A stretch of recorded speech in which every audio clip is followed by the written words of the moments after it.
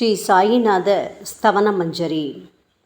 சுக்லாம் பரதரம் விஷ்ணும் சசிவன்னம் சதுர்புஜம் பிரசன்னவதனம் தியாயேத் சர்வ விக்னோபசாந்தயே. ஸ்ரீ கணேசாய நமக. மகா கணபதியே, எல்லாவற்றுக்கும் ஆதாரமானவரே, மயூரேஸ்வரா, எல்லாவற்றுக்கும் சாட்சியாக விளங்குபவரே, கௌரியின் புதல்வரே, எண்ணங்களுக்கெல்லாம் அப்பாற்பட்டவரே, பெருத்த வயிறுடையவரே, ஸ்ரீ கணேசா, எங்களை காத்தருள்வீர். நீ எல்லா பூதகணங்களுக்கும் முதல்வன், தலைவன். எனவே கணேசன் என அழைக்கப்படுகின்றீர்கள். நீ எல்லா சாஸ்திரங்களாலும் ஏற்றுக்கொள்ளப்பட்டவர். புனிதமான முகமுடைய பாலச்சந்திரனே, எங்களை காத்தருள்வீர். ஓ சாரதே, சரஸ்வதியே, கலைவாணியே, வாக்கின் தெய்வமே, நீ வார்த்தைகளுக்கெல்லாம் தலைவி. உலகின் உயிரோட்டத்தின் காரண கர்த்தாவே நீங்கள்தான். நீங்கள் படைப்பாளிகளின் இறைவி. நீங்கள் எப்பொழுதும் இத்தேசத்தின் அணிகலன். எங்கும் நிறைந்திருக்கும் எல்லையில்லாத சக்தியே, சரஸ்வதியே, உங்கள் பாதங்களை வணங்குகிறோம். முழுமையான பரபிரம்மே, மகான்களுக்கு பிரியமானவரே, பண்டரிநாதன் உருவில் வெளிப்பட்ட அவதாரமே, எல்லையற்ற கருணை உள்ளம் கொண்டவரே, பரமதயாளா, பாண்டுரங்கா. பொம்மலாட்டக்காரன் தன் கையில் உள்ள கயிற்றால் பொம்மைகளை ஆட்டுவிப்பது போல் பிரபஞ்சம் எங்கும் நிறைந்து நின்று உலகை ஆட்டுவிக்கும் ஒரு பொம்மலாட்டக்காரர் நீங்கள். உங்கள் மெய்ப்பொருளை உய்த்துணர அறிவியல் ஏடுகளும் புனித நூல்களும் இன்னமும் முயன்று கொண்டுதான் இருக்கின்றன. மெத்த படித்தவர்களுக்கோ நீங்கள் வெளிப்பட்டதே இல்லை. ஓ சக்கரபாணியே, பாண்டுரங்கா, அத்தகைய அறிவற்றவர்கள் வெறும் வார்த்தை ஜாலங்களிலேதான் சிக்கொண்டவர்கள். மகான்கள் மட்டுமே உங்களை உணர்வார்கள். மற்றவர்கள் குழப்பமடைந்துள்ளார்கள். உங்களுக்கு பக்தியோடு கூடிய சாஷ்டாங்க நமஸ்காரத்தை செய்கிறோம். ஓ 5 முகங்கள் கொண்ட சங்கரனே, மனித மண்டை ஓடுகளான மாலை அணிந்தவரே, நீலகண்டரே, திகம்பரா, ஓம்கார வடிவானவரே, பசுபதியே, எங்களை காத்தருள்வீர். எல்லா நேரங்களிலும் எவருடைய உதடுகள் உங்களுடைய நமச்சிவாய நாமத்தை உச்சரிக்கின்றதோ அவர்களது உலகியல் துன்பங்கள் முழுமையாக நீங்கிவிடும். ஓ ஜடாமுடியை தரித்த சிவனே, உங்கள் நாமத்தின் சக்தி அத்தகையது. உங்களது பாதங்களை வணங்கி நாங்கள் ஸ்ரீ சாயிநாதரின் புகழை கூறும் இந்த துதியை எழுதுகிறோம். இந்த அருட்பணி முழுமையடைய எங்களுக்கு அருள்வாயாக நீலகண்டா, ஆலகால விஷமுண்ட சிவனே. இப்பொழுது அத்ரி மகரிஷியின் புதல்வரான தத்தாத்ரேயர், அவரவர் குலதெய்வங்கள் இந்திரன், துகாராம், ஞானிகள் மற்றும் எல்லா சாய் பக்தர்களையும் பணிகிறோம். ஸ்ரீ ஷீரடி சாய்நாதா, உமக்கு வெற்றி கிட்டட்டும். பாவிகளை கடைத்தேற்றும் கருணையுள்ளவரே, உங்கள் பாதங்களில் எங்களது தலையை வைத்து வேண்டுகிறோம். உமது பாதுகாப்பை எங்களுக்கு அருள்வாய். நீங்கள் முழுமையான பரபிரம்மம், ஆனந்தத்தின் இருப்பிடம். நீங்களே விஷ்ணு. மன்மதனை எரித்த ஊமையொரு வாகனும் நீங்களே. சாயி, நீங்கள் மனித வடிவில் தோன்றிய இறைவன். அறிவு என்னும் ஆகாய சூரியன். நீங்கள் கருணை கடல். நீங்கள் பிறவி பிணிக்கு ஓர் அருமருந்து. நீங்கள் ஏழைகளுக்கும் கீழ்த்தட்டு மக்களுக்கும் விரும்பியதை கொடுக்கும் சிந்தாமணிக்கல். நீங்கள் உங்கள் பக்தர்களை பரிசுத்தப்படுத்தும் தெய்வம். உலக வாழ்க்கை என்னும் சம்சார கடலில் மூழ்குபவர்களை காப்பாற்றும் ஓடம். நீங்கள் அஞ்சுபவர்களின் புகலிடம். சாயி, நீங்கள் இந்த பிரபஞ்சம் தோன்ற முதற்காரணமான பரிசுத்த பேரின்ப பேருணர்வு, அதாவது சைதன்யம். நீங்கள் கருணையே உருவானவர். உங்களது பலவிதமான வெளிப்பாடுகளில் இந்த உலகமும் ஒன்று. நீங்கள் பிறப்பற்றவர். சாவும் உங்களை தொட முடியவில்லை. எங்களது நீண்ட ஆழமான சிந்தனைக்கு பின் வெளிப்பட்ட கருத்தே இது என் குருநாதா. பாபா, பிறப்பு இறப்பு என்பவை அஞ்ஞானத்தால் தோன்றும் வெளிப்பாடே. ஓ மகராஜ், நீங்களோ இறப்பும் பிறப்புமற்ற சுதந்திர பறவை அல்லவா? தண்ணீர் நீரூற்றுக்காக தோன்றினால் அதன் ஆதாரம் அங்கு இருப்பதாக அர்த்தமா? ஏற்கனவே நீர் பூமிக்குள் நிரம்பி இருந்தது. பூமியின் உள்ளே இருந்து ஊற்றாக வெளியே வந்தது, அவ்வளவுதான்.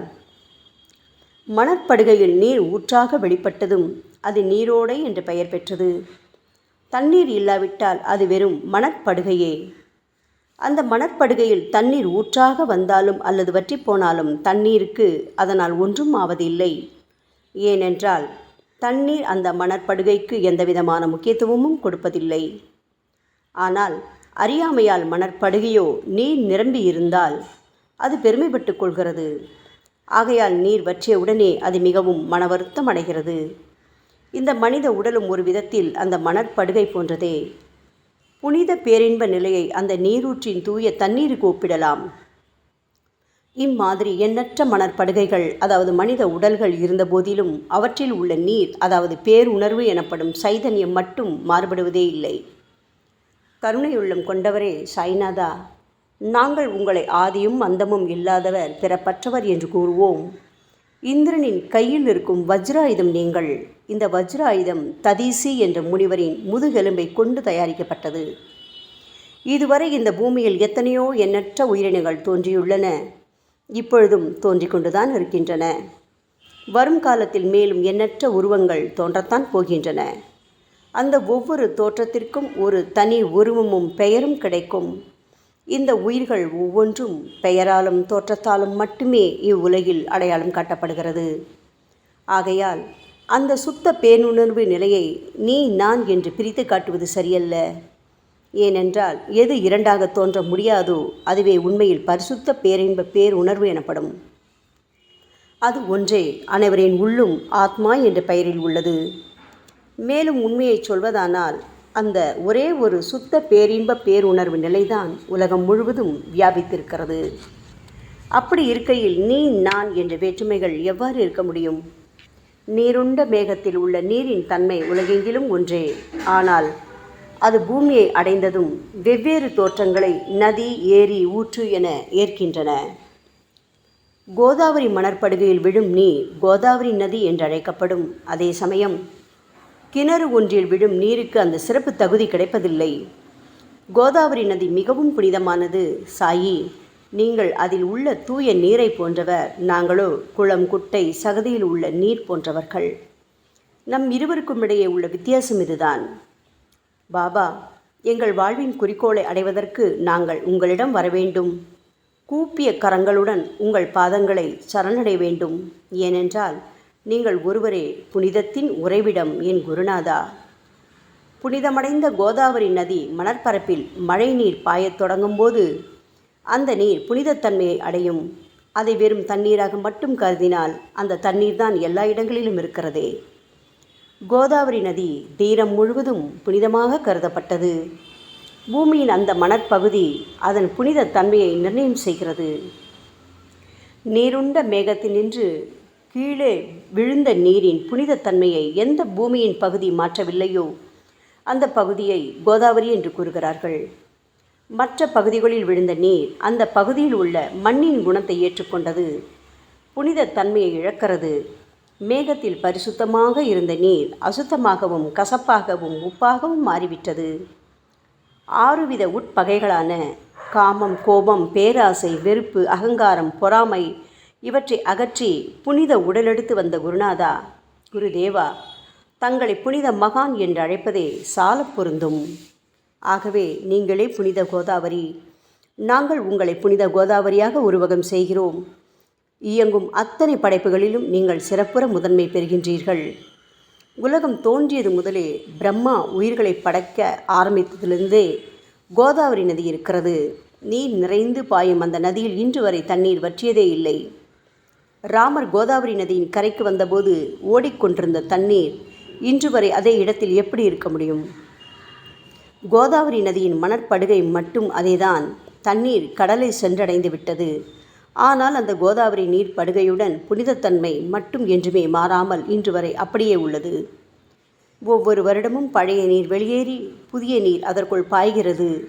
உங்களுக்கு தெரிந்த வாழ்க்கை நியதிதானே இது. ஒரு நூற்றாண்டை ஒரு ஆண்டாக கணக்கிட்டால் அந்த நூற்றாண்டில் தோன்றிய முனிவர்கள் பாயும் நீரை போன்றவர்கள். அவர்களில் மிகப்பெரிய மகான்கள் அந்த நீரில் தோன்றும் அலைகள் போன்றவர்கள்.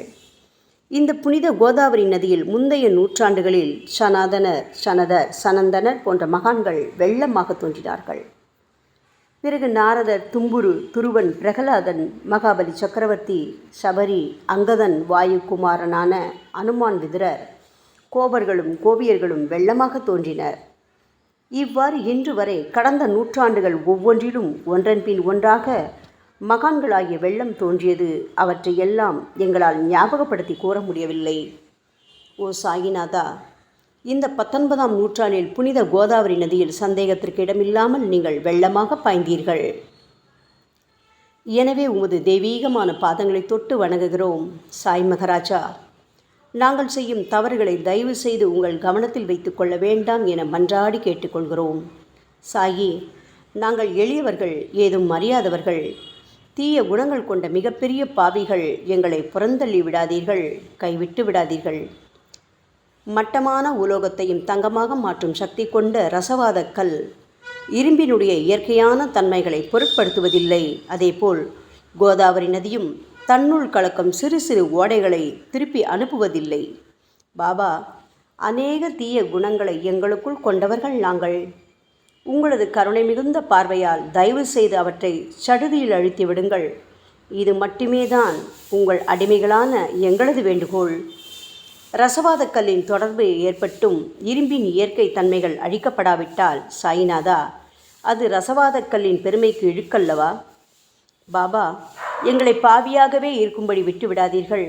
தங்களை குறைவாக மதிப்பிட்டு கொள்ளாதீர்கள். நீங்கள் ரசவாத கல், நாங்கள் இரும்பு. எங்களுக்கு ஏற்படும் இழிவுகள் தங்களுக்கு ஏற்படும் இழிவுகள் அல்லவா? சாயிநாதா, குழந்தைகள் தவறுகள் செய்து கொண்டேதான் இருக்கிறது. ஆனால் அதற்காக தாயார் என்றுமே கோபமடைவதில்லை. இதை தயவு செய்து தாங்கள் நினைவில் வைத்து கொண்டு எங்களுக்கு உங்கள் அருளாசிகளை தாருங்கள். ஓ சத்குரு சாய்நாதா, நீங்கள் எனது கற்பக விருட்சம், சம்சார கடலை கடக்க உதவும் கப்பல். சந்தேகத்திற்கு இடமின்றி நீங்கள் ஒருவர் மட்டுமே எங்களை கடைதேற்ற முடியும். சாயி, நீங்களே எங்களுக்கு காமதேனுவாகிய பசு. நீங்கள் சிந்தாமணி கல், ஞானவானில் சூரியனும் நீங்களே. நீங்கள் நற்பண்புகளின் சுரங்கம், ஸ்வர்க்கத்திற்கு ஏறிச் செல்லவதும் ஏனியும் நீங்களே அல்லவா எங்களது குருநாதா? புனித செயல்களின் நிறைகள் நிறைய கொண்டவரே, பரிசுத்தமானவரே, சாந்தி மற்றும் பேரின்பத்தின் மொத்த உருவமே தீனதயாளா, குறைகளற்ற முழுமையான அறிவாக உருவெடுத்தவரே, மனிதர்களில் உன்னதமானவரே, சாந்தி மற்றும் மன்னிப்பதின் உறைவிடமே, எங்களின் அடைக்கலமே, எங்களை ஆசீர்வதியுங்கள், எங்களை ஆசீர்வதியுங்கள். கலியுகம் ஆரம்பித்தவுடன் மகாவிஷ்ணுவால் உலகம் உய்ய அனுப்பப்பட்ட 9 நாதர்களில் ஒருவனான சத்குரு மச்சீந்திரநாதரும் நீங்களே. பரமேஸ்வரன் நெற்றிக்கண்ணை திறந்தவுடன் அந்த அக்னியில் தோன்றிய மகாத்மா ஜாலந்தரும் நீங்களே. நீங்கள் மகாராஷ்டிராவில் தோன்றி பக்தி மார்க்கத்தை பரப்பிய ஞானிகளான நிவிருத்திநாதர், ஞானேஸ்வரர், கபீர்தாசர், ஷேக் முகமது ஏகநாதர். சாயி, நீங்கள் சிவனின் ஓர் அவதாரம், தத்தகுரு. நீங்களே பண்டரிநாதர். நீங்கள் ஆஞ்சநேயரின் மறு அவதாரம் ராமதாசர். நீங்கள் மகாராஷ்டிர ஞானி பாண்டுரங்கன் மீது கீர்த்தனை இயற்றிய துக்காராம். சாயிநாதா, நீங்கள் முஸ்லிம் ஞானி ராமபக்தர் சகாராம். நீங்கள் தத்தாத்ரேயரின் மறு அவதாரம் மாணிக் பிரபு. பாபா, உங்களது அவதார தோற்றம் மற்றும் உங்களுடைய எண்ணற்ற தன்மை புரிந்து கொள்ள எங்களுக்கு உண்மையில் கடினமாக இருக்கிறது. உங்களது ஜாதி குலம் பற்றிய எதையும் நீங்கள் எவருக்கும் வெளிப்படுத்தியதில்லை. சாயி, சிலர் உங்களை முஸ்லீம் என்கிறார்கள், சிலரோ உங்களை பிராமணர் என்கிறார்கள். கிருஷ்ண பரமாத்மாவை போன்று எண்ணற்ற தெய்வீக லீலைகளை செய்வதெல்லாம் உங்களுக்கு ஒரு விளையாட்டல்லவா? ஸ்ரீ கிருஷ்ண பரமாத்மாவை பார்த்து பல்வேறு மக்கள் பலவிதமான பெயர்களிட்டு அவரை அழைத்தனர். சிலர் அவரை யதுகுலத்தின் அணிகலன் என்றார்கள். சிலர் அவரை மாடுகள் மேய்க்கும் இடையன் என்றும் அழைத்தனர். தாயான யசோதை அவரை பச்சிளம் குழந்தை என்றாள். கிருஷ்ணரின் மாமனாகிய கம்சன் அவரை உயிரை குடிக்கும் மகா காலன் என்றான். அர்ஜுனன் அவரை எங்கும் நீக்கமர நிறைந்துள்ளவர் என்றான். அவ்வாறே சாய்நாதா, ஒவ்வொரு மனிதனின் மனநிலைக்கு ஏற்ப அவரவர் எண்ணங்களுக்கு ஏற்ப உங்களுக்கு பெயர்களை சூட்டி மகிழ்ந்தார்கள். மசூதி, நீங்கள் வாழும் இருப்பிடம். உங்கள் காதுகள் இந்து மத வழக்கப்படி குத்தப்படவில்லை. அதேபோல் பாத்தியா ஓதுவதை பார்த்து நீங்கள் முஸ்லிம் என்று கூறுவது பொருத்தமானதே. சாய்நாதா, நீங்கள் துனி மூலம் அக்னியை வழிபடுவதை பார்த்து நீங்கள் ஒரு இந்து என்று முடிவு செய்யப்பட்டது. பாபா, இந்த வெளிப்புற வித்தியாசங்களை வீண் விவாதம் செய்யும் எண்ணம் கொண்டவர்களே விரும்புவார்கள். உண்மையான ஞானத்தில் ஆர்வம் கொண்டவர்கள் இந்த வெளிப்புற வேறுபாடுகளுக்கு முக்கியத்துவம் தரமாட்டார்கள். சாயி, நீங்களோ பிரம்மத்தின் நிலையில் இருக்கின்றீர்கள். ஜாதி குலம் போன்றவை உங்களுக்கு முக்கியமில்லை. நீங்கள் எல்லோருக்கும் மேலான உயர்ந்த குருவாகவும் இந்த பிரபஞ்சத்தை படைத்தவராகவும் இருக்கின்றீர்கள். முஸ்லிம் இந்துக்களிடையே பகைமையுணர்வு ஏற்பட்டதால் அவர்களுக்கிடையே இணக்கமான உறவையும் ஒற்றுமையையும் ஏற்படுத்துவதற்காகவே அல்லவா நீங்கள் மசூதியில் அமர்ந்து அக்னி வழிபாட்டை நடத்தி உங்கள் லீலைகளை பக்தர்களுக்கு காட்டினீர்கள். நீங்கள் ஜாதி மதங்களுக்கு அப்பாற்பட்டவர். நீங்கள் பிரம்மமே, நீங்கள்தானே சாயி. உண்மையில் நீங்கள் எங்களது எண்ணங்களுக்கெல்லாம் அப்பாற்பட்டவர். உங்களை பற்றிய வாதி பிரதிவாதங்கள், ஊகங்கள், ஆதாரம் இல்லாத கருத்துக்கள் இருக்கும் இடத்தில் எங்கள் வார்த்தைகளுக்கு முக்கியத்துவம் எப்படி கிடைக்கும்? ஆனால் சாயிநாதா, உங்களை பார்க்கும் பொழுது எங்களால் மௌனமாக இருக்க முடியவில்லை. வார்த்தைகளால் போற்றுதலே உலக வழக்கம். எனவே உங்கள் அருளாசியுடன் சாயிநாதா, வார்த்தைகளால் எப்படியெல்லாம் உங்களை போற்ற முடியுமோ அவ்வண்ணமே போற்றி புகழ்கிறோம். கடவுளின் நிலையை விட மகான்களின் நிலை வேறுபட்டும் மிக உயர்ந்ததாகவும் இருக்கும். மகான்களின் அருகில் நான் எனது போன்ற எண்ணங்களுக்கு இடமே இல்லை. கடவுளை வெறுத்ததால் இரண்யகசிபுவும் விஷ்ணுவால் கொல்லப்பட்டார். ராமனால் ராவணன் கொல்லப்பட்டன. மகான்கள் கைகளால் இத்தகைய துர்சம்பவங்கள் ஏற்பட்டதே இல்லை. அரசன் கோபிச்சந்தன் முனிவர் ஜாலந்தரரை சாணக்குவியலுக்குள் புதைத்தான். ஆனால் அந்த நிலையிலும் அரசரின் இந்த செயலுக்காக அந்த முனிவர் வருத்தப்பட்டதே இல்லை. அரசனின் அந்த செயலுக்கு நேர்மாறாக அந்த அரசனை சம்சார சூழலிலிருந்து விடுவித்து அவனை முக்தியடை செய்தார். மகான்களின் சக்தி இப்படிப்பட்டதே. அவற்றை விவரித்து கூற முடியாது. மகான்கள் சூரியனின் ஒளியை போன்று பிரகாசிக்கக்கூடியது. சந்திரனின் மென்மையான ஒளிக்கதிர்கள் போல் இதயத்திற்கு ஆறுதல் கொடுக்கும் தன்மை கொண்டது. மகான்களின் அருள் கஸ்தூரியின் நறுமணம் போன்றது. அவர்கள் கரும்பு சாற்றினை போல் இனிப்பானது. மகான்கள் நிச்சயமாக நல்லவர்களிடமும் தீயவர்களிடமும் ஒரே விதமாகவே நடந்து கொள்கின்றனர். அதற்கும் மேலாக பாவிகளிடம் அவர்கள் காட்டும் அன்பு அளவிட முடியாதது. கோதாவரி நதியில் அழுக்கடைந்த துணிகளே சுத்தம் செய்யப்பட வேண்டி வருகின்றன. சுத்தமான துணிகள் கோதாவரி நதியினின்று வெகு தூரத்தில் பெட்டியிலேயே தங்கிவிடுகின்றன. பெட்டியில் வைக்கப்பட்டிருந்த அந்த துணியும் ஒரு முறை கோதாவரி நதிக்கரைக்கு துவைப்பதற்காக வந்தது. இந்த உவமையில் பெட்டிதான் வைகுண்டம், நீங்களே கோதாவரி. கோதாவரி நதிக்கரையே நம்பிக்கை. எல்லா உயிரினங்களும் துணிகள். 6 விதமான மன விகாரங்களான காமம், கோபம், கஞ்சத்தனம், மதம், பொறாமை, மோகம் ஆகியவையே அவைகளை பற்றியுள்ள அழுக்கு. சாய்நாதா, தங்கள் பாதார விந்தங்களை வணங்குவதே கோதாவரியில் செய்யப்படும் புனித குளியல். ஓ சமர்த்தரே, எங்களது எல்லா பாவங்களையும் மன அழுக்கங்களையும் போக்கி எங்களை சுத்தப்படுத்துங்கள் குருநாதா. பாபா, எங்கள் சம்சார வாழ்க்கையில் உழலும் மக்களாகி நாங்கள் மேலும் மேலும் பாவம் செய்கின்றவர்களாக இருக்கிறோம். எனவேதான் உங்களை போன்ற மகான்களின் தரிசனம் பெறுவதற்கு நாங்கள் தகுதியுடையவர்களாகிறோம். கோதாவரி நதியில் தண்ணீர் நிரம்பியுள்ளது. படித்துறையில் துவைப்பதற்காக துணிகள் வருகின்றன. அவை துவைக்கப்பட்டு சுத்தப்படுத்தப்படாவிட்டால் அது கோதாவரி நதிக்கல்லவா இழுக்கை தேடித்தரும். என் குருநாதா, நீங்கள் அடர்ந்த இலைகளுடன் கூடிய நிழலையும் குளிர்ச்சியையும் தரும் மரம். உண்மையில் நாங்கள் எல்லாம் வழிப்போக்கர்கள். எங்களை 3 வித துக்கங்கள், அதாவது இயற்கை இடர்பாடுகளால் வரும் துன்பங்கள், எங்களது உடலுக்கு வரும் நோய் நொடிகள், அஞ்ஞானத்தால் நிரம்பிவிடும் பாவமூட்டை எனப்படும் வெயில் கடுமையாக சுட்டெரிக்கின்றன. கருணாமூர்த்தியே, சாயி, அந்த சுட்டெரிக்கும் 3 வித தாபங்களின் வெப்பத்திலிருந்து தயவு செய்து எங்களை காப்பாற்றும். தங்களது கருணை என்னும் குளிர்ந்த நிழல் இந்த சம்சாரம் என்னும் வாழ்க்கை கடலை கடக்க உதவும் தன்மை கொண்டது. பாபா, மரத்தின் அடியில் அமர்ந்தும் ஒருவன் சூரியனின் சுட்டெரிக்கும் வெப்பத்தை உணர்ந்தால் அது அந்த மரத்தை நிழல் தரும் மரம் என்று கூற முடியுமா என் குருநாதா? சாயி, உங்கள் அருளின்றி இந்த உலகில் நல்லது என்பது ஏற்படுவதில்லை. எனவேதான் தர்மத்தை நிலை நிறுத்துவதற்காக அந்த பரந்தாமனே அர்ஜுனனுக்கு நண்பனாக, வழிகாட்டியாக மற்றும் ஆன்மீகவாதியாக மாறினார். சுக்ரீவனின் அன்பினால் தானே விபீடனன் அரசன் ராமனின் நட்பை பெற்றான். சொல்லப்போனால் ஸ்ரீஹரியும் மகான்கள் மூலமாகத்தான் பெருமை பெற்றார். பிரம்மம் என்பது உருவமற்றது. எனவேதான் வேதங்களால் அதை வர்ணித்து கூற முடியவில்லை. ஆனால் பூமியில் அதை மனித உருவில் தோன்ற வைத்து மகான்கள் அதன் உருவமற்ற தன்மையை மாற்றினர். தாமாஜி என்ற பக்தனுக்காக பகவான் பாண்டுரங்கனை ஒரு தாழ்த்தப்பட்ட குலத்தில் பிறந்தார். சோகமேளா என்ற பக்தருக்காக உலகை காக்கும் தெய்வமே இறந்த எருமைகளின் உயிரற்ற உடல்களை எடுத்தார். மகாராஷ்டிர ஞானி மகான் ஏக்நாத் என்ற பக்தனின் பெருமையை உணர்ந்த பரம்பொருள் பாண்டுரங்கனின் மாறுவிடத்தில் வந்து தண்ணீர் சுமந்து உழைத்தார். உண்மையில் மகான்கள் எல்லாவற்றையும் தாங்கும் சக்தியும் சச்சிதானந்த பிரபுவாகிய இறைவனின் எஜமானர்களே. பாபா, இதற்கு மேல் நாங்கள் சொல்வதற்கு எதுவும் இல்லை. நீங்களே எங்களின் தாயும் தந்தையும். ஷீரடி கிராமத்தில் வசிக்கும் என் சத்குரு சாய்நாதா. சாயி, உங்கள் லீலைகளை எவர் ஒருவராலும் உண்மையிலேயே முழுமையாக புரிந்து கொள்ள முடியாது என்கின்ற பொழுது சாதாரண மனிதனாகிய நான் எவ்வாறு அவற்றை விளக்க முடியும் கூறுங்கள்.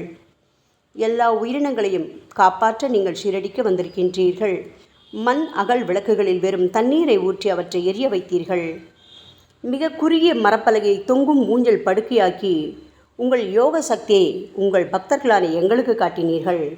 அநேக பெண்களின் மலட்டுத்தன்மையை முழுவதுமாக நீக்கி குழந்தை பாக்கியத்தை பெறச் செய்தீர்கள். உதியின் மூலம் தீர்க்க முடியாத வியாதிகளையும் குணப்படுத்தி பரிபூர்ண சுகம் கொடுத்தீர்கள். என் சாயியே, இவ்வுலக சம்பந்தமான துன்பங்களை நீக்குவது உங்களுக்கு ஒரு பொருட்டே அல்ல. யானை ஒன்று எறும்பை சுமையாக கருதுமா? குருராயா, இப்பொழுது உங்களது பாதங்களை சரணடைந்து விட்டோம். எங்களை திருப்பி அனுப்பி புறந்தள்ளி விடாதீர்கள். எங்களின் மகாராஜ், நீங்கள் அரசர்களுக்கெல்லாம் அரசன். நீங்கள் குபேரனை விட செல்வம் அடைந்தவர். நிச்சயமாக தன்னிகரற்ற வைத்தியர். உங்களை விட மேலானவர் இந்த உலகில் நிச்சயமாக எவரும் இல்லை சாயி. மற்ற கடவுள்களை வணங்குவதற்கு தனித்தனியாக பூஜை பொருட்களும் வழிபாட்டு முறைகளும் உள்ளன. ஆனால் உங்களை வணங்குவதற்கு தகுதியான பொருட்களே இந்த உலகில் இல்லை என் குருநாதா. சூரியனின் ராஜ்யத்தில் தீபாவளி பண்டிகையை கொண்டாடுவதென்றால் எவ்விதமான பொருட்களை கொண்டு அதை கொண்டாடுவோம்? சமுத்திரத்தின் தாகத்தை தணிப்பதற்கு பூமியில் போதுமான தண்ணீர் கிடைக்காது. நெருப்பை சூடாக்குவதற்கு எங்கிருந்து அக்னியை கொண்டு வருவது? ஓ ஸ்ரீ சமர்த்த குருடாயா, பூஜை செய்ய உதவும் பொருட்கள் யாவற்றிலும் இருப்பது உன் ஆத்மாவே. ஆரம்பம் முதலே அவை உன் ஒரு பகுதியே அல்லவா? மேலே கூறப்பட்டவையெல்லாம் தத்வார்த்த ரீதியில் கூறப்பட்டவையே. அனுபவங்களின்றி கூறப்படும் வார்த்தை ஜாலங்கள் வீணே.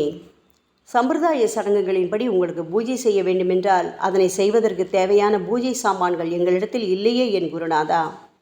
கருணாமூர்த்தியே, எங்களின் கற்பனை திறனின் அடிப்படையில் உங்களுக்கு வழிபாடு செய்கிறோம். தயவு செய்து அந்த வழிபாட்டை இந்த அடிமைகளிடமிருந்து ஏற்றுக்கொள்ளுங்கள். சாயி, இப்பொழுது எங்களது அன்பு மிகுந்த கண்ணீரால் உங்கள் பாதங்களை கழுவுகிறோம். உண்மையான பக்தி என்னும் சந்தனத்தை அரைத்து சாந்தாக்கி உமக்கு இடுகிறோம். அழகிய வார்த்தைகளால் எழுதப்பட்ட இந்த துதியையை உமக்கு மாலையாக அணிவிக்கின்றோம். எங்களது கெட்ட குணங்களை தூபமாக்கி உமக்கு முன் எரிய விடுகிறோம். உமக்கு முன் எரியும் போது எந்தவிதமான தீய வாசனையும் எழுவதில்லை. சாயி, உமக்கு முன்பு இல்லாமல் வேறு எங்காவது இந்த தூபம் எரிய விடப்பட்டால் அது கீழே உள்ளது மாதிரி ஆகும். அதாவது சாம்பிராணியை நெருப்பில் போட்டவுடன் அது பொசுங்கி அதில் உள்ள நல்ல மனம் என்ற நற்குணம் அதை விட்டு மறைந்து போகிறது. பாபா, உமக்கு முன் அது எரியும் போது எங்களது கெட்ட குணம் என்கின்ற அழுக்குகள் எரிந்து நல்ல குணம் மட்டுமே மிஞ்சியிருக்கிறது. மனதில் உள்ள தீய குணங்கள் யாவும் எரிந்த பிறகு மனம் மாசற்ற தூய கங்கை தீர்த்தம் போல் ஆகின்றது. கருணை மூர்த்தியே, மாயை மோகம் என்ற தீபத்தை உங்கள் முன் ஏற்றி காட்டுகிறோம். அதன் மூலம் எங்களது மனம் வைராக்கியத்தை அடைய அருள்வீராக. பரிசுத்தமான நம்பிக்கை என்ற சிம்மாசனத்தை நீங்கள் என்னுள் அமர்வதற்கு ஆசனமாக உமக்கு தருகிறோம். அதில் அமர்ந்து கொண்டு எங்களது பக்தி என்ற நெய்வேத்தியத்தை ஏற்றுக்கொள்ளுங்கள் சாயி. எங்களது பக்தி என்ற நெய்வேத்தியத்தை ஏற்றுக்கொண்டு அதன் சாரை மட்டுமாவது எங்களுக்கு தயவு செய்து கொடுப்பீராக. ஏனெனில் நாங்கள் எல்லாம் உமது பால்குடி மாறாத பச்சிலம் குழந்தைகள் அல்லவா. உங்கள் அருட்பாலில் எனக்கு உரிமை உண்டு. பாபா, என் மனத்தையே உமக்கு தட்சணையாக கொடுக்கிறேன். ஆகையால் நாங்கள் செய்யும் காரியங்கள் யாவற்றிலும் நான் செய்கிறேன் என்று நாங்கள் உரிமை கொண்டாட முடியாது. ஏனென்றால் நினைக்கும் மனதைத்தான் உமக்கு அர்ப்பணித்து விட்டோமே சாயி. இப்பொழுது பணிவுடன் கூடிய பிரார்த்தனையோடு உங்கள் பாதங்களில் சாஷ்டாங்க நமஸ்காரம் செய்கிறோம். ஓ தெய்வீக சாய்நாதா, தயவு செய்து நீங்கள் அதை ஏற்றுக்கொள்ளுங்கள். 8 பிரார்த்தனைகள். சாய்நாதா, சாந்தமான மனம் உடையவரே, அறிவின் சிகரமே, அன்புள்ளம் கொண்டவரே, கருணை கடலே, உண்மையின் உறைவிடமே, மாயை என்னும் இருளை அகற்றுபவரே, ஜாதி மதங்களுக்கு அப்பாற்பட்ட துறவியே, எங்களின் புரிந்து கொள்ளும் திறமைக்கும் அப்பாற்பட்டவரே, அன்பின் இருப்பிடமே, ஷீரடிநாதா, எங்களை காப்பாற்றும், எங்களை காப்பாற்றும். ஞான சூரியனே, ஞானத்தை அளிப்பவரே, எல்லாவித நல்ல செயல்களையும் செய்பவரே, பக்தர்களின் மனங்களில் ஒளிரும் பரமஹம்சரே, தங்களை சரணடைந்தவர்களை காப்பவரே, சாயி, படைக்கும் தொழில் புரியும் பிரம்மாவே நீங்கள், காக்கும் கடவுள் விஷ்ணுவே நீங்கள். 3 உலகங்களையும் கடைசி லயமடையச் செய்யும் ருத்ரனுமான சிவனும் நீங்களே. பாபா, நீங்கள் இல்லாத இடமே இந்த பூமியில் ஏது? எல்லாம் அறிந்த இறைவன் நீங்கள். எங்கள் அனைவரின் இதயங்களிலும் வசிப்பவரும் நீங்கள்தானே சாயி. என் குருநாதா, எங்களது எல்லா குற்றங்களையும் மன்னிக்க வேண்டும் என வேண்டி கேட்டுக்கொள்கிறோம். அலை அலைகளாக வரும் சந்தேகங்களையும் மன மயக்கங்களையும் போக்குவீராக. சாயிநாதா, நீங்கள் பசு, நான் புதிதாக பிறந்த இளங்கன்று, நீங்கள் சந்திரன், நாங்கள் சந்திரகாந்தக்கள். தங்கள் பாதங்கள் புண்ணியத்தை கொடுக்கும் கங்கை நதி. பணிவுடன் சாய் அடிமைகளான நாங்கள் உங்கள் பாதங்களில் வணங்குகிறோம். உங்கள் கைகளை எங்கள் தலைமீது வைத்து ஆசி கூறுங்கள். எங்களது கவலைகளும் துன்பங்களும் அனைத்தும் பறந்தோடட்டும். நாங்கள் எல்லாம் உங்கள் குழந்தைகள் அல்லவா சாயி. பாபா, இந்த 8 துதிகளையும் கூறி நாங்கள் உங்களை சாஷ்டாங்க நமஸ்காரம் செய்கிறோம். எங்களது பாவங்கள், துயரங்கள், ஏழ்மை யாவும் உடனடியாக விலகட்டும். சாயிநாதா, நாங்கள் உங்களது பாத கமலங்களையே எங்களது உயிர் மூச்சாக கொண்ட உங்களது அன்பு குழந்தைகள். தயவு செய்து எங்கள் மீது கடுமை காட்டாதீர்கள். நீங்கள் தூய சந்தனம், நாங்களோ முள்ளடர்ந்த புதர். நீங்கள் புனிதமான கோதாவரி, நாங்களோ பெரும் பாவிகள். ஓ குருநாதா, உங்கள் தரிசனம் கிடைத்த பிறகும் எங்களிடம் உள்ள கெட்ட குணங்கள் என்ற அழுக்கு எங்கள் மனதிலேயே தங்கி இருக்குமானால் உங்களை சந்தனம் எப்படி என்று கூறுவார்கள்? கஸ்தூரியின் அருகாமையினால்தான் மண்ணும் மலரின் தொடர்பினால்தான் நாரும் மனம் பெறுகிறது. மகான்களும் அப்படிப்பட்டவர்களே. அவர்களுடன் தொடர்புடைய எந்த பொருளும் மிகவும் உயர்வாக மதிக்கப்படுகிறது. சிவபெருமானின் விபூதி, நந்தி ஆகியவற்றை ஏற்றுக்கொண்டதால் 8 திக்குகளிலும் அந்த பொருட்கள் புகழ் பெறுகின்றன. இடையர்களை மகிழ்விப்பதற்காக யமுனை நதிக்கரையில் உள்ள பிருந்தாவனத்தில் உலகிற்கெல்லாம் இறைவனான கிருஷ்ண பரமாத்மா ஊரியடி என்ற விளையாட்டை விளையாடினான். அனைவராலும் அது ஏற்றுக்கொள்ளப்பட்டது. ஆகவே நாங்கள் பாவிகளான போதிலும் உங்கள் சேவையில் ஈடுபட்டுள்ளோம். ஓ குருநாதரே, எங்களது நிலைமையை பற்றி மனதில் தயவு செய்து எண்ணிப்பாரும். ஓ சாயிநாதா கருணாமூர்த்தியே, இந்த லௌகீக உலகிலோ அல்லது ஆன்மீக வழியிலோ எந்த விஷயங்களெல்லாம் எங்களுக்கு சந்தோஷத்தை கொடுக்கும் என எங்களது மனம் சந்தேகமில்லாமல் நம்புகின்றதோ அவற்றையெல்லாம் நீங்கள் எங்களுக்கு அளித்தருள வேண்டும் சாயி. உங்களது கருணையால் இந்த மாதிரி செய்துவிடுங்கள் சாயி. எங்களது மனத்தை அடக்கி விடுங்கள். சமுத்திரங்கள் எல்லாம் தித்திப்பாக மாறினால் பிறகு அவை உப்பு கரிக்குமே என்ற பயம் தோன்றாதே. பாபா, சமுத்திரத்தை தித்திப்பாக்கும் சக்தி உங்களுக்கு உண்டு. ஆகையால் தான் எங்களது இந்த வேண்டுகோள். தயவு செய்து இந்த வேண்டுகோளை நிறைவேற்றுங்கள் சாயி. எங்களிடம் என்னென்ன குறைகள் உண்டோ அவை அனைத்தும் உங்களுடையதே. ஆத்ம ஞானம் பெற்றவர்களில் முதலிடத்தில் உள்ள உங்களிடம் குறை என்பதை பொருந்தாதே. சரணாகத வச்சலா, இப்பொழுது இதற்கு மேலும் நான் ஏன் அதிகம் பேச வேண்டும்? நீங்கள் மட்டும்தானே எங்களது ஒரே அடைக்கலம். தாயின் இடுப்பில் உள்ள குழந்தை இயல்பாகவே பயமற்று இருக்கும் அல்லவா? மகாராஜா, இந்த துதியை எவரவர்களெல்லாம் அன்புடனும் ஆத்மார்த்தமாகவும் படிக்கின்றார்களோ அவர்கள் ஒவ்வொருவரின் ஆசைகளை தயவு செய்து நிறைவேற்றி கொடுங்கள் சாயி. இந்த துதியை படிப்பவர்களின் 3 வித தாபங்களையும், இயற்கையின் இடர்பாடுகளில் வரும் துன்பங்கள், நமது உடலுக்கு வரும் நோய் நொடிகள், அஞ்ஞானத்தால் நிரம்பிவிடும் பாவம் மூட்டை ஓராண்டிற்குள் விலகிவிடும் என்பதே இந்த துதிக்கு உங்களது ஆசையாக என்றென்றும் நிரந்தரமாக இருக்க வேண்டும் பாபா. பாராயண முறை.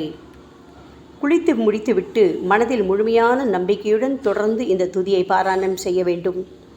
அப்படி முடியாவிட்டால் வாராவாரம் வியாழந்தோறும் சத்குருவை வணங்கி அவர் உருவை தியானம் செய்து கொண்டு இந்த துதியை பாராயணம் செய்யுங்கள்.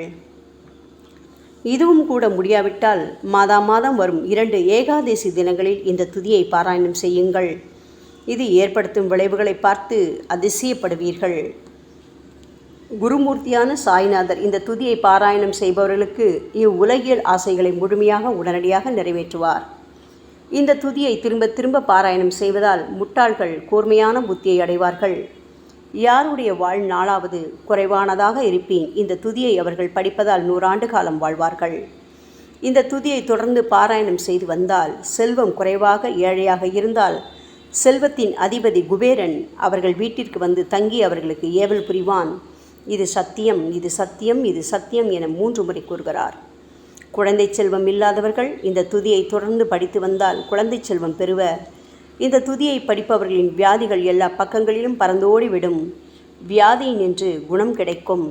இந்த துதியை திரும்ப படித்தால் பயம் மற்றும் கவலை மறைந்து போகும். மதிப்பும் மரியாதையும் கிடைக்கும். அழிவற்ற பிரம்மத்தை உணர்வார்கள். பிரம்ம ஞானம் கிட்டும்.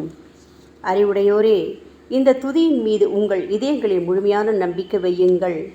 சந்தேகங்கள், நம்பிக்கையின்மை, தவறான எண்ணங்கள் ஆகியவற்றுக்கு கொஞ்சம் கூட மனத்தில் இடம் கொடுக்காதீர்கள். ஷீரடிக்கு புனித பயணம் மேற்கொள்ளுங்கள். பாபாவின் தாமரை பாதங்களை மனதில் இருத்துங்கள். அவர் அனாதைகளின் உறவினர், பக்தர்களின் விருப்பங்களை நிறைவேற்றும் கற்பகத்தரு, கேட்டதை கொடுக்கும் கலியுக தெய்வம்.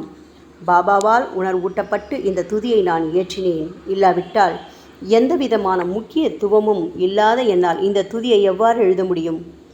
ஆங்கில ஆண்டு 1918 புரட்டாசி மாதம் வளர்பிறையில் விநாயக சதுர்த்தி அன்று சூரிய உதயத்துக்கு முன் இந்த பாமாலை நிறைவு செய்யப்பட்டது. புனிதம் வாய்ந்த நர்மதா நதிக்கரையில் இந்தூருக்கு அருகிலுள்ள ஊரான மகேஸ்வர கஷேத்திரத்தில் ஸ்ரீ அகல்யா தேவியின் சந்நிதியில் சாயிநாதரை போற்றி பாடும் இந்த சவண மஞ்சரி நிறைவடைந்துள்ளது. மகேஸ்வரம் என்ற புனித தலத்தில் இந்த துதி நிறைவடைந்தது. ஸ்ரீ சாயிநாதர் என் மனதிற்குள் புகுந்து இந்த துதியின் ஒவ்வொரு வார்த்தையையும் புற வைத்தார். தாஷ்கன் மகராஜ் எல்லா ஞானிகள் மற்றும் துறவிகளின் வேலையாள். எங்கும் மங்களம் பொங்கட்டும். ஸ்ரீ சாயிநாதரை போற்றி பணிவுடன் எழுதப்பட்ட இந்த ஸ்ரீ சாயிநாத ஸ்தவன மஞ்சரி என்ற துதி பாராயணம் செய்பவர்கள் சம்சார கடலை கடக்க உதவட்டும். இது ஸ்ரீ பாண்டுரங்கனுக்கு தாஷ்கனு மற்றும் சாய் பக்தர்களின் நம்பிக்கை மற்றும் பணிவோடும் கூடிய பிரார்த்தனை. மங்களம், சுபமங்களம். ஸ்ரீ சச்சிதானந்த சமர்த்த சத்குரு ஸ்ரீ சாய்நாத் மகராஜ் கி ஜெய். ஓம் சாய்ராம்.